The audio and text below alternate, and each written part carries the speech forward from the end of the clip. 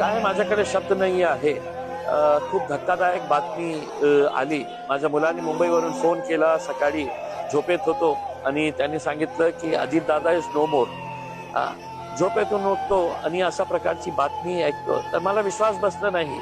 मी म्हटलं कोणाच्या बाबतीत बोलतो? तर अजित दादा. मी म्हटलं अजित पवार? तो बोले हा अजित पवार प्लेन ऍक्सिडेंटमध्ये दुर्घटनेमध्ये त्यांचा मृत्यू झालेला आहे. कुणाला विश्वास बसणार आहे? कुणालाही विश्वास बसू शकत नाही आहे. पण जेव्हा त्याची पुष्टी झाली तर आता आमच्याकडे काही शब्द राहिलेले नाही आहे. इतका उत्तम कार्यशील ऍडमिनिस्ट्रेटर मला असं वाटत नाही आहे की महाराष्ट्रामध्ये कोणी दुसरा असेल.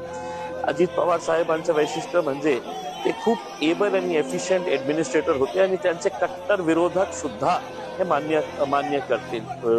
अंग्रेजीमध्ये आपण बोलतो ना वर्कहॉलिक. ज्या माणसाला फक्त काम करण्याची सवय होती, फक्त काम काम आणि काम. सर्वांना माहित आहे अजितदादा सकाळी 6 वाजेपासून ते रात्री उशिरापर्यंत फक्त काम करत राहायचं आणि त्यांच्याकडे जे एक डिसिजन मेकिंग ॲबिलिटी, टोलवाटोलवी ते कधीही करायचे नाही. काम होणार असेल तर तुमच्या तोंडात ते सांगणार हो हा हे शक्य आहे, आणि नाही होणार असेल तर ते स्पष्टपणे हे बोलणारा माणूस होता की नाही हे काम शक्य नाही आहे, हे होणार नाही. आणि जेव्हा ते म्हटलं नाही होणार तर ते नाही होणार. तर अशा प्रकारचं एक एबल ऍडमिनिस्ट्रेटर, दुर्दैवी त्यांचा अशा प्रकारे मृत्यू होणे हे फक्त महाराष्ट्र नव्हे तर देशासाठी एक खूप धक्कादायकच बातमी आहे.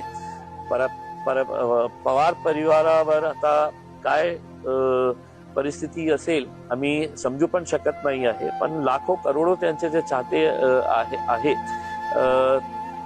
यांच्यावर ही काय आज हे बातमी कळल्यानंतर काय त्यांचं रिॲक्शन असेल, आमची तर भावपूर्ण श्रद्धांजली.